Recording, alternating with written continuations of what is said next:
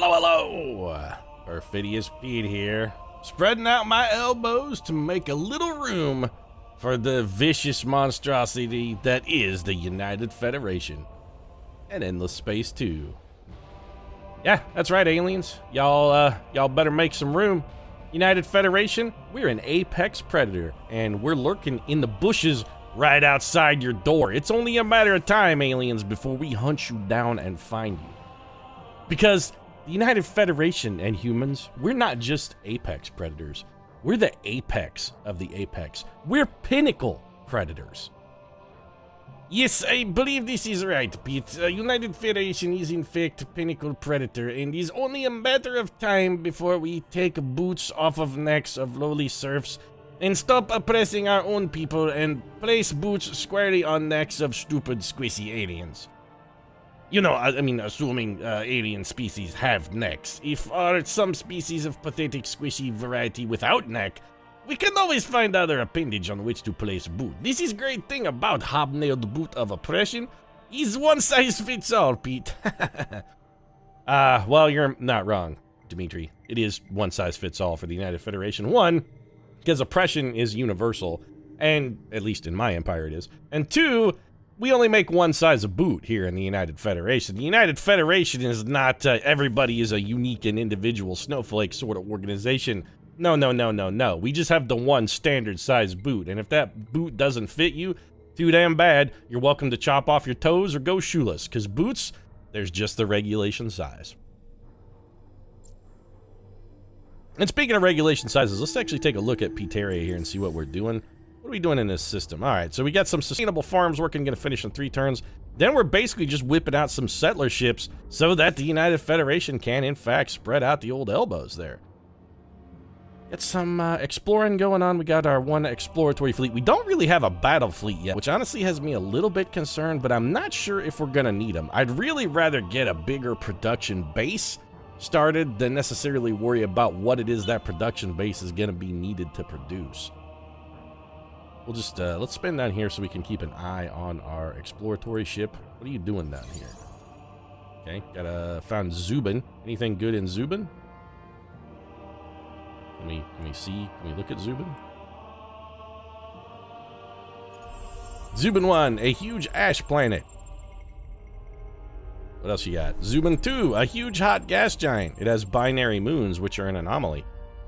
You know, yeah, I would think binary moons would be anomalous, because that's got to be, like, fairly unstable from, like, a gravitational perspective. Binary moons, 2 moons orbiting each other in binary, but then also orbiting a larger body. That's got to be some kind of weird physics working there. We're really just killing time. Like I said, we gotta get some construction finished. It looks like Pteria is very nearly done. 3 turns till our plasma metallurgy research finishes as well. It's gonna give us some bumps. We found the Hundor, not to be confused with Hodor. Gotta hold the door sometimes. Hundir is just like, you know, jump under. And that makes no sense at all. Cooperative quest started. Rumor of an academy. There are heroes and there are heroes. Legends of prowess familiar to all, yet witnessed by none. The heroes of these tall tales are a dime a dozen. But in the leaders you have met and in the murmurs of your crews and colleagues, there are stories of other heroes. Living heroes whose actions and efforts have changed the course of battles and bureaucracies, whose actions and decisions have been pivotal in the rise and fall of empires. And when one speaks of these heroes, masters of dust and its vast powers, one also speaks of the place where they studied, where they learned these feats of strength and genius. It is simply referred to as the Academy. How come that sounds like the kind of sinister place where you would go to learn to become a hitman? Or rather, where you would specifically, like, be brainwashed into becoming some kind of hitman. Be like, well, he was a normal kid until, you know, he got kidnapped, taken away from his parents, and sent to the Academy, and now he's a stone-cold, brutal, emotionless killer. Those guys at the Academy, they know how to do their job. Some people present it as a center of higher learning, while others mention it in tones more suitable to worship and epiphany. It would be good to know the truth of all this. It would be good if your ships were the first to make formal contact with it and meet its leader, shrouded in mystery. They are as few in number as they are great in power. The heroes of the galaxy learn their skills at a place simply referred to as the Academy. Be the first to find this place, and some of its secrets will certainly be yours. Backtrack the path of heroes by exploring 5 atmospheric curiosities. Okay, so how do we do that? How do we explore curiosities? Let's pin this quest. Our other quest we're not worried about So do we pull our fleet back from Hunter and have it, I mean, can we have it? Let's go to our fleet management here. What are you doing currently? Okay, I mean, this is actually not what I wanted at all. I don't care much about the design. I care about its orders. Can we take it off of this? We can. And it's gonna stop exploring? No, like stop auto-exploring, no. Like turn that off. Move automatically to the closest unexplored destination. That's absolutely not what I want to do. So we give you different orders. Don't need to repair, don't need to upgrade. Maybe we gotta go to the fleet screen? Patrol. Yep, I mean, I know what it is. I wanna make it not do what it's doing. How do I take him off auto-explore? Maybe we just have to end the turn. Let's also go finish up our construction completed. Our sustainable farms is done. We're gonna crank out a settler ship in 2 turns. That's fantastic. Latest political survey. The latest survey is in. It appears that the industrialist political party is in the lead, but who knows what might happen on election day. So elections are another mechanic that we have. You gotta keep winning the election in order to maintain, because despite being the despotic emperor of the United Federation, clearly, I still have to periodically put up the sham election that convinces the people they're actually in charge. I'm sort of the Vladimir Putin of space. Every 4 years rotating, I gotta let my puppet master come in and take a stab. Be like, hey, you wanna take a stab at doing exactly what I told you to do for the next 8 years? Alright then. So, can I reorder this fleet and just tell them to, like, do... I want them to travel to there, but then I would like for them to stop and get an... Okay, we can give them a new order. Guard. I don't want them to sleep. We're out of probes. Start an expedition. Search for curiosities in the system and gain potential rewards or information. I mean, we know there are curiosities in Hundir. Let's take a look at Xanados and see if it has curiosities. Small steps, inhospitable, unknown life form is a curiosity, okay? Xanados 2, unknown atmospheric curiosity. Atmospheric curiosities are what we are looking for. Yeah, all right then. Let's have this fleet explore curiosities then. So how do we do that again? Not auto-explore. Start an expedition. Yep. Which one had atmospheric curiosities? Not you, right? It was you? No. I already forgot. Could they tell me which one? Ah, atmospheric curiosity, life form curiosity. So we want to start an expedition right here on Xanados 2. Oh, do those take probes? Your analysis of atmospheric on planet Xanados was successful. Polar Tempests anomaly. Okay, star logs plus 10 EXP on ships. Interesting. Event effects. Plus 2 vision rate on fleet on garrison. First patrol. Okay, so these guys got a bonus. Ah, I see. So exploring these gives our guys bonuses as well. Very interesting. Let's fly this way. Ideally, what we'd like to do is just fly around and discovering these curiosities as we go, but also exploring our radial branch of the Empire here. It is right, Peter. We must get the dovetailing unique uses out of ship. We have to maximize. This is why I should be out there putting boot on neck of crew. Make certain they can always multitask, Pete. The boot is effective multitask motivator. So we completed plasma metallurgy, which gives us interplanetary transport network, which is just some plus production thing, but it also gives us Hyperion capture, which is really good as well. Let's take a look at the technology screen and see what we want to go into next. Astrofinance. Atmospheric filtration gives us what? We can colonize ash planets. That's all it does. That's all it does. Xenotourism agencies. Okay, we get bonus if we have luxuries, not hugely interested in that. We get bonuses on sterile. Colonial exchange, not really very good. This would allow us to... Wait, we can already harness titanium, I believe. This is already unlocked. What do you do? Intergalactic supermarket is just a bunch of extra dust. Accelerated production enables use of dust to immediately complete anything in the construction queue. Intriguing, but we already sort of have that with influence, so I'm not really... Don't really think that's a good use. I mean, the dovetailing is nice. Yes, he's great, but in this case, I don't think those two necessarily dovetail. Miners Union. Plus 1 resource generation on strategic resources deposit seems pretty good. The goods exchange market, open access to luxury and strategic resources in the marketplace. I'm less enthused about that. What can we do with efficient shielding? This gives us more ship class types. It would give us an attacker and a protector. It also gives us a hull upgrade, enhanced, okay, because we are going to have to start building a fleet very soon. Exotic rations, plus 200% manca power capacity, plus 10% to also... exotic rations is also not bad. What's botanical scanning do? Just 4 per... Okay, you know what? Epigenetic crop seeding is pretty good. 4 extra food per person on planets, and intensive cultivation logistics, plus 10 food per luxury resource deposit. That's also pretty good, though, because a couple of the planets we are colonizing do have luxury resource deposits. The academic embassy, required to unlock the next hero on your empire. I mean, that's intriguing, but it's a unique improvement. The spin project, planetary specialization. That lets us give our governors, like, particular orders. Dinarch University is good because this is just bonus happiness and also bonus influence.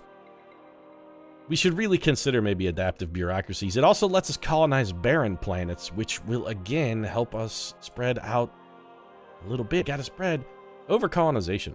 Plus 4 systems occupied before triggering expansion disapproval on Empire. Prayer? Election action Senate. Improves actions to influence the election results. And lets us colonize toxic planets. Colonial rights. Culture center. It really seems like our empire is like very much supposed to be focused on empire development. What do rare earth foams do? Debris analyzer I really like. It's really good. Eukaryotic sap, what do you do? Just gives us bonus happiness. It also lets us colonize snow planets. And an H-field accelerator, which is a support module. It would be nice if we knew what that did, though. It's a support module, but what does it do? It also takes 3 Hyperium, which is a ton. Machine bacteria gives us more vision. Hyperium probes gives them... Okay, so it increases our probe stock and gives us... Intriguing. That might be worth it. And it also lets us colonize steppe plant. You know what? Yeah, let's go for machine bacteria. I like the extra probes, because, again, we've got a quest here to explore, and we're going to need to be building another ship very soon anyway. So... Okay, this is done. We're doing another construction ship. We're going to finish that in 1 turn. That is fantastic. Research we already took care of. Okay, so where is our new colony ship? It is right here awaiting orders. So what kind of planets can we currently colonize? We're probably going to have to go back to the technology screen because it's been a day or two since I played Dead Endless Space and don't remember. So currently we can colonize... Like, what's other than Terran planets? I thought we had 1 other variety that we could colonize. Didn't we pick up 1 extra one? Yes, we did. We can colonize tundra planets. So it's Terra and Tundra and for us. Okay, so let's find the nearest. So you're an ash planet, you're a desert planet. That's not going to do us any good. It'd be really nice if they just told us what kind of planets were in the system. Lahat 2, too hostile to be colonized, too hostile to be colonized, too hostile to be... Oh, I guess it will tell us whether or not we can colonize. So I suppose that's good. Too yell, too hostile, too hostile, too hostile, too hostile. Yes, Pete, we are a race of oppressive agents just trying to make it in what is extraordinarily hostile universe. Everyone despises us, Pete. Everyone. Okay, so we have a curiosity on Camos, and we can colonize a planet here. Which one? There's a jungle planet. It's a tiny dump world, but you know what? Yeah. Any port in a storm. We really just want to expand influence. It doesn't really matter where we're sending our people as long as we're sending them somewhere. So we want these guys to fly to Camos. Settler 2, I want you to fly here. You are flying there now, right? Settler 2? Settler 2, go there. Right? You're going? Is this not in a fleet? Is that why we can't give it an order? Oh, it's in the hangar, so we have to create a fleet. Ah, gotcha. And then the fleet to go here. Sorted. It took us a second, but we got it. All right, we're going to get another settler in just a moment. And it looks like our planet on Vega has actually managed to settle itself. We're sending... I think these are colonists. So let's take a look at our colony. Perfidious Pete. Okay, so it's not quite there, but it's very close. We're going to have this colonized in 3 turns. That's fantastic. We need to find another planet. We can put somebody in orbit around Sirius. Sirius 1. This planet can be colonized by our empire. Let's take a look at it. What kind of planet is it? Sirius 1. It's a small monsoon planet. Well, it's not tiny. And it's another opportunity to sow our wild oats, to spread the seed of the Petarian Empire. We gotta spread the seed, man. You gotta spread the seed. So we're gonna make a new settler ship. We're gonna have you fly over here to Cirrus. Not to be confused with Sirius XM Radio, which I assure you just anything but Sirius. Beerus has a colonizable planet. Good work, exploration ship. What did you find? A savanna planet. It's also tiny. Beerus 2 has an atmospheric curiosity, which I think we will definitely want to explore. Beerus 3, it's a steppe planet. They have transvines there. Unknown subterranean curiosity. Okay, titanium deposit of average size. Wow, that planet is awesome, though, because it has all kinds of strategic resources. So, not a subterranean curiosity. This is an atmospheric curiosity. We want to definitely explore that. There's 2 of the 5 that we needed. Our expedition is successful. What did we pick up? Perfidious 2, it has acid rain. This qualifies as an atmospheric anomaly?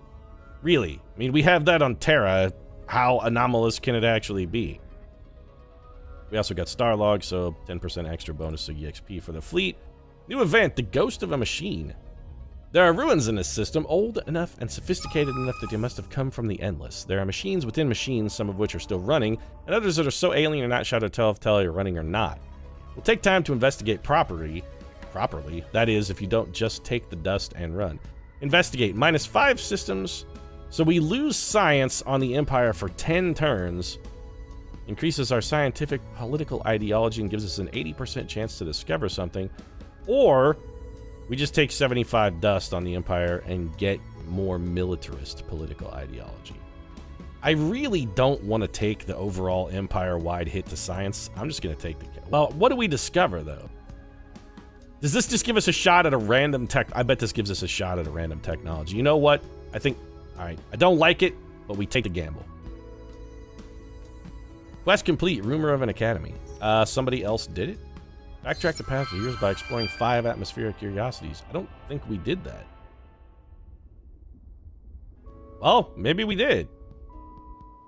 Objective achieved. So I guess we did it, and we did it first. Reward, we got 150 dust, 60 influence, and 30 Hyperium. Hooray! We definitely did not explore 5 of these. We got credit for the first place bonus. Well, that's the best kind of credit. Undue credit. So we get an empty construction queue on Pteria. It kind of feels like maybe we should start building some more ships. Perhaps? Like a combat ship, maybe? What are our other options? Public-private relay. Okay, here's what we're going to do. We're going to build public-private partnerships first to increase our overall science, and that will help dig us out of the hole that we've gotten dug into by exploring that planet. Interplanetary transport network will give us a slight production boost as well. I'm not sure overall if that's going to be worth it. Intensive cultivation would also be good. This will help our planets grow faster. It takes 8 turns, though. 3 on original Empire population and plus 25 per system level.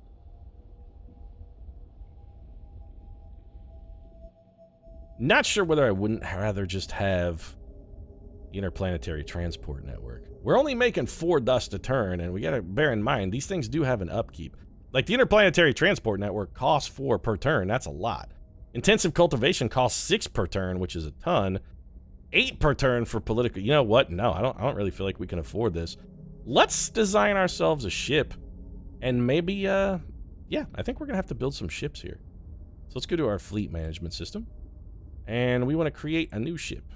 So, enter a new ship name. We're just going to call this the Elbow Room. It's going to be the ship that goes forth and makes us some elbow room here. The Karga class. All right, what do you got? 1,500 hit points. You got 40 manpower to power the ship. Has a movement speed of 3. 1 command point required to use projectile energy weapons. Okay. What's the other? It's a small... That's a colonizer. Well, we definitely don't want that. Our other ship is a small exploration ship. Well, that also seems bad. I don't want either of these.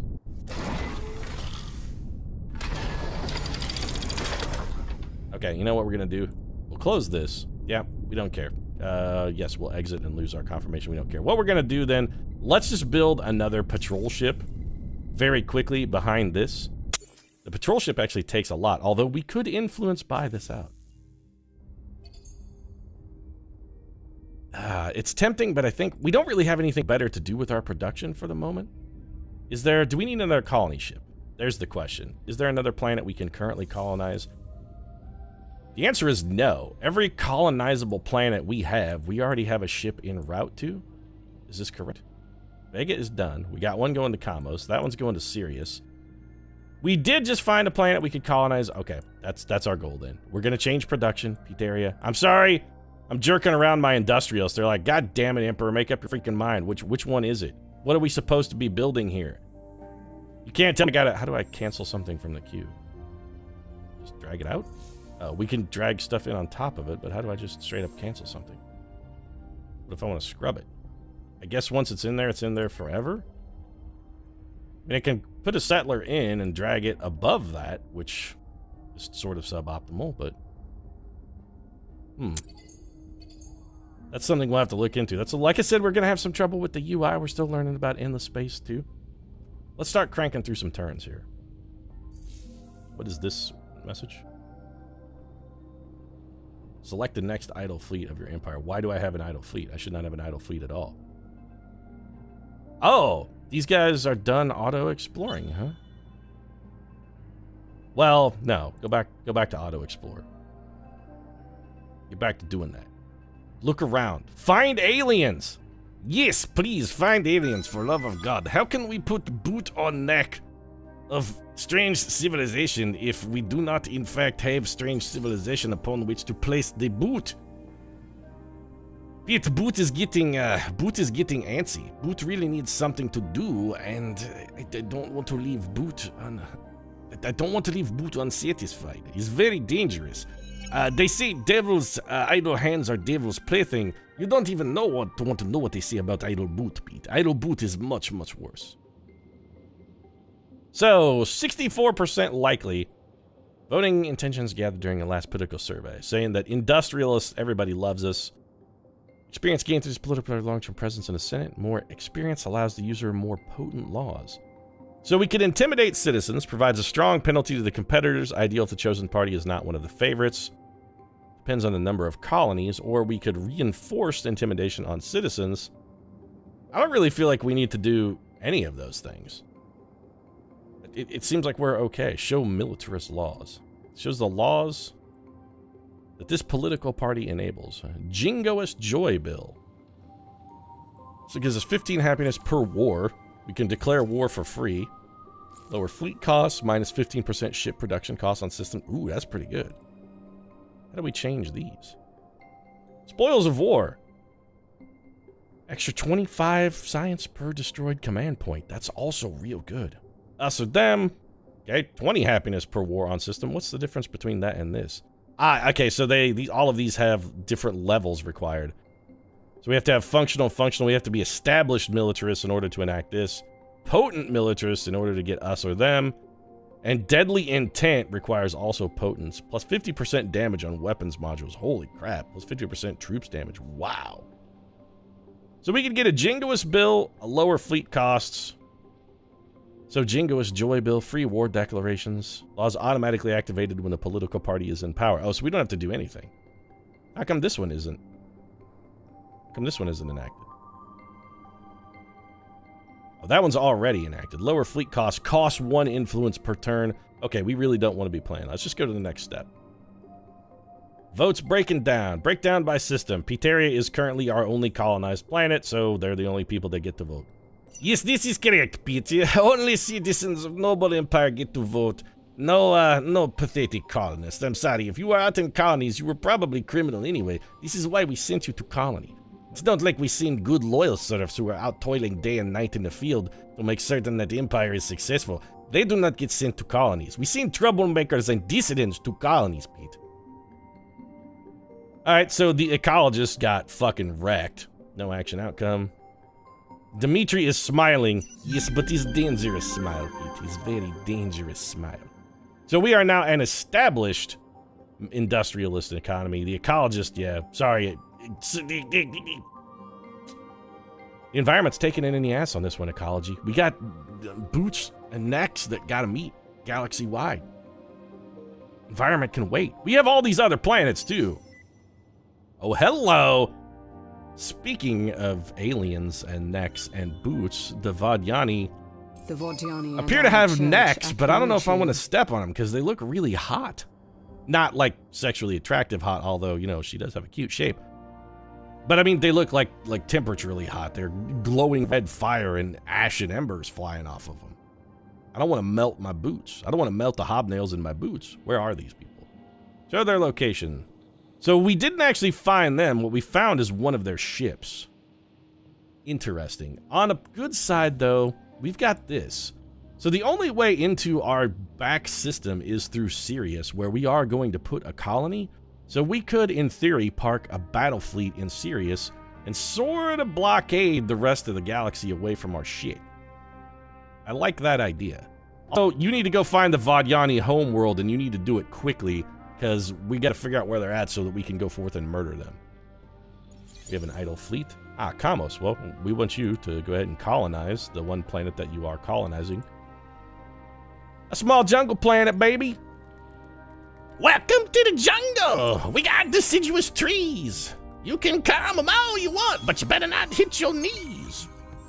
Yes, that is right. We make alien civilizations hit knees. No citizen of United Federation will ever hit knees. This is no. We can be bent, but we cannot be broken, and we will not be bowed. United Federation is greatest federation.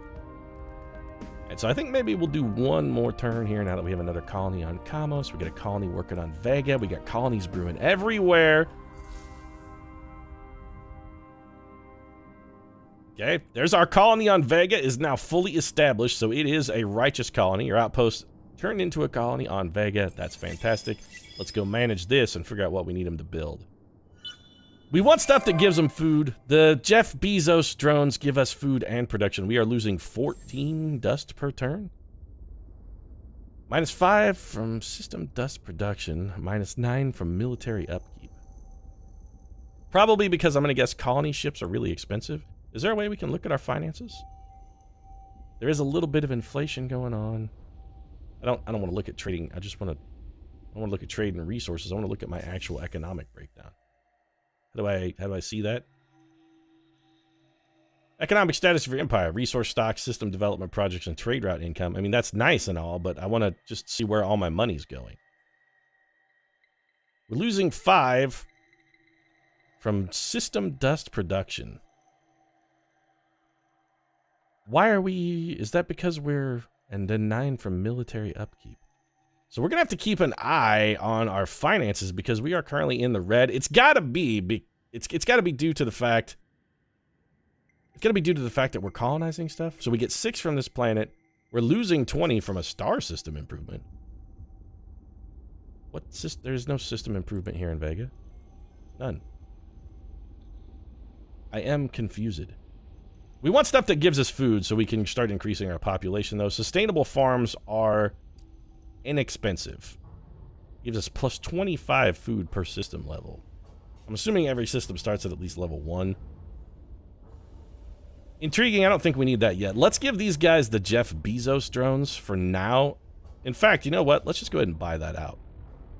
We'll use some of our influence, buy out the drone networks for Little Vega 1, so that they get a boost of food, because this planet is gonna, from the looks of things, grow very slowly. How long until you guys, how long until you grow?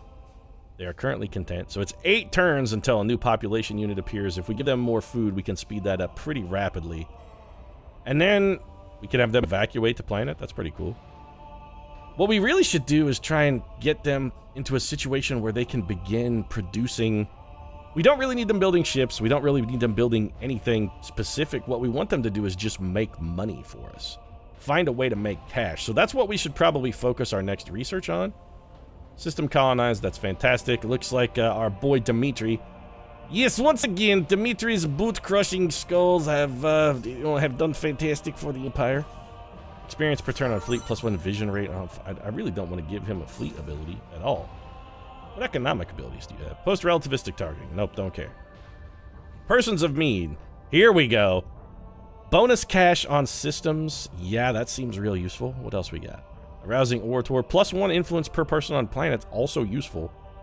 Protective form. Okay, so we're going to give him Person of Means. And we're going to apply that. This should help because we do have a little bit of a cash flow issue going right now. See, Dmitri has taken us down from -9 to 14. I knew I loved this guy for a reason. Dmitri, if you didn't have such a vast and, let's face it, food-encrusted beard, I would kiss you right now. So we built another... Okay, we completed our public-private partnerships, which is going to give us more science. That's fantastic. We're going to build one more settler ship on our next turn. Also good. Speculators are buying Hyperion. Well, we don't have access to the marketplace because we don't have the science for it, so... We haven't yet figured out how commerce works. I mean, we've got Jeff Bezos and his drones out here in the Empire doing work, but the e-commerce thing, we're still struggling with it. We don't understand how you can buy something without going to a store. Yes, people of United Federation slightly backwards, but don't worry, Pete. Once Bezos' Prime memberships become popular, people will catch on. E-commerce, it will be a thing. Don't worry. Dmitri has long-term plans. I will get it done. Never fear, my friend. Never fear. All right, well, I leave it in your capable hands, Dmitri, because I'm going to wrap this episode up. If you enjoyed it, feel free to drop a like down in the comment section. Support really does mean a lot. If you'd like to see more Endless Space 2, I consider subscribing as well. New episodes every single day. Right now, thanks very much for watching. I'll see you again soon.